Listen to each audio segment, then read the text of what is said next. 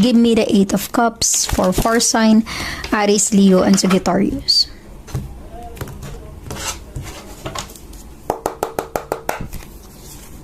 You have the 5 of Swords, an air sign. And the Knight of Cups, a water sign. Okay.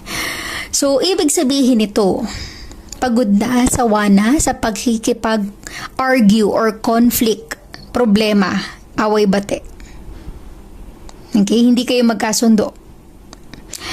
Isa sa inyo ng taong involved sa'yo, sa sitwasyon mo, fire sign, ay may pagka-ma-pride or ma-ego. Posibleng ikaw or mismong energy ng person mo. Ang isa naman nagpaparaya or nagpapaubaya na lang kasi ayaw nang palalain ang sitwasyon or maaaring ayaw niya na lang talagang bigyan pang atensyon yung mga pangyayari. Para bang ang isa sa inyo nagsa-silent treatment. Ang isa naman very vocal sa kanyang mga hinanakit or pain. Siya yung tipo ng taong sinasabi niya kung ano yung problema.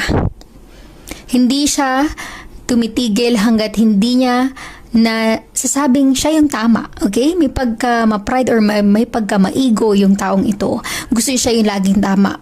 Kahit alam nyo na mali yung ginawa niya. So, merong napagod na at bumitaw or nag-let go na. Kasi para bang wala nang patutunguhan yung mga pangyayari. Kung ano man ang connection or relationship mo sa kanya.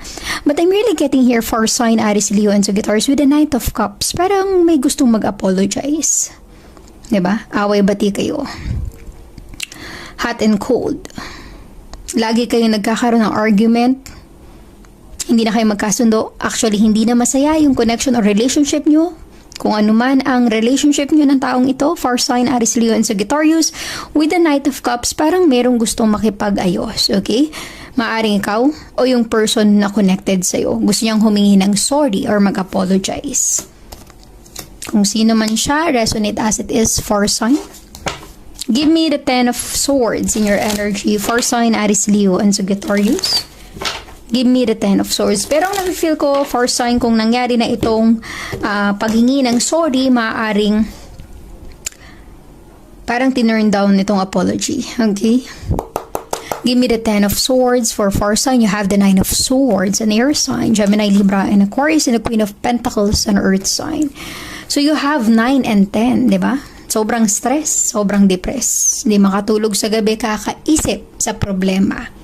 Maaring energy mo ito or energy ng person mo na kung ikaw yung lumayo, for sign, ikaw yung nag-let go. Meron kang iniwanan.